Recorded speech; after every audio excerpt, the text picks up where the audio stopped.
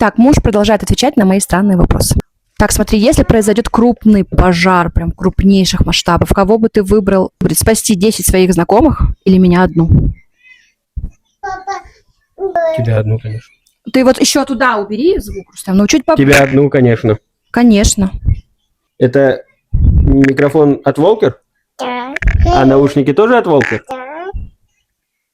Если бы пришлось выбрать, я звоню тебе в день 10 раз или никогда не беру трубку, когда звонишь ты? Ты звонишь в день 10 раз. Читать мои мысли или я твои, чтобы читала? Читать твои мысли. Чтобы ты читал мои мысли? А, хорошо.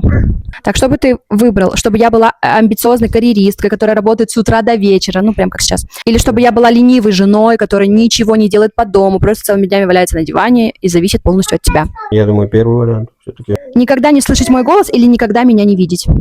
Можно один день не слышать, один день не видеть. Понятно все.